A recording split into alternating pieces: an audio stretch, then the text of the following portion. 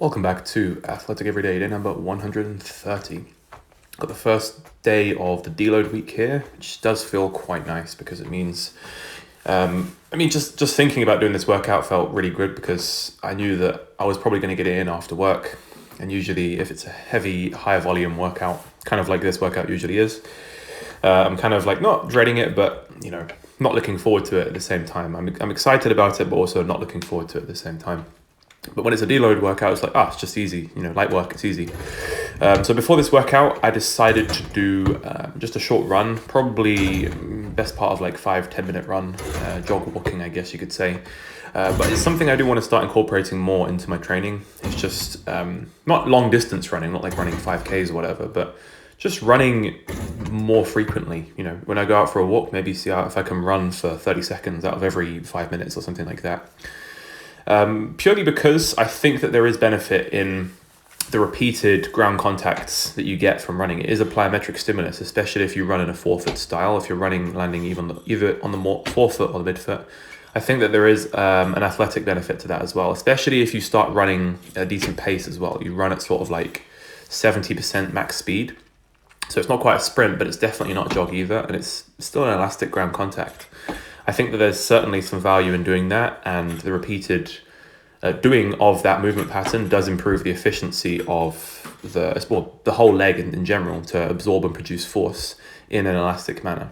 So I think there is a reason why in these training montages for films or boxers, a lot of elite athletes, even though the sport doesn't necessarily require running extended distances at a decent speed, it does also not only improve your conditioning, but I think that there is also an athletic carryover into it as well.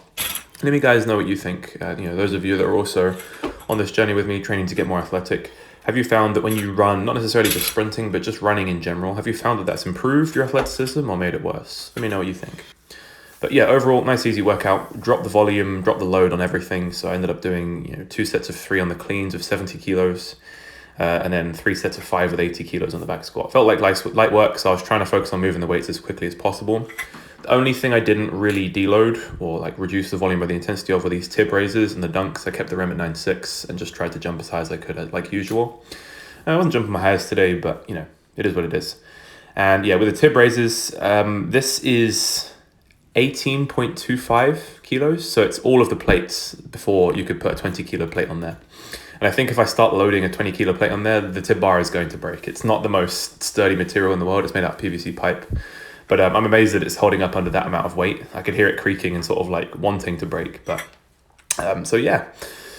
good workout overall. Probably took me the best part of like 35-40 minutes as a deload workout should. The aim after this workout is to feel fresh and ideally better than before you came into it.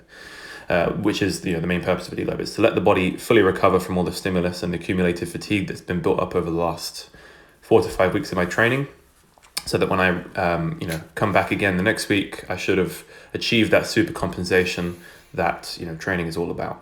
That is where the enhanced performance comes from. It's when your body adapts to the new stimulus that you've been putting on it over, you accumulate fatigue from week on week, but super compensation is always happening. Your body is always adapting. Thanks for watching, guys, and I will catch you in the next one.